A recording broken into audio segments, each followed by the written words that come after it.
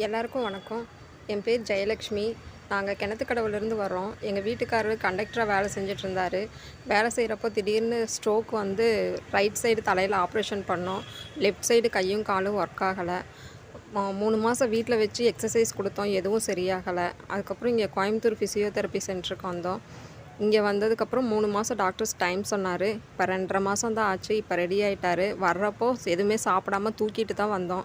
எதுவும் சாப்பிட மாட்டார், எல்லாமே மறந்துட்டார். சிரிப்பு, அழுகை, கோபம் எதுவுமே வராது, எல்லாமே மறந்துருந்தார். இப்போ எல்லாமே ஒன்றொன்னா ரெடியாகி இப்போ நல்லபடியாக ஆகிட்டார். இப்போ மறுபடியும் 1ஆந்தேதியிலேருந்து வேலைக்கு போக போகிறாரு. அந்தளவுக்கு ரெடி ஆகிட்டாங்க. ஸ்டிக்கு வச்சு இப்போ நடக்கிறாரு நல்லாவே. வேலைக்கு கூட்டிகிட்டு போக போகிறோம். ஹாஸ்பிட்டல் பேர் வந்து கோயம்புத்தூர் ஃபிசியோதெரப்பி ஃபவுண்டேஷன். டாக்டர் பேர் ராஜா செல்வகுமார். அங்கே அசிஸ்டண்ட் நல்லா பார்க்குறாங்க. பொண்ணுங்க 3 பேர் இருக்காங்க, நல்லா பார்த்துக்குறாங்க. இங்கேயே தங்கிக்கலாம், எல்லா வசதியும் இருக்குது.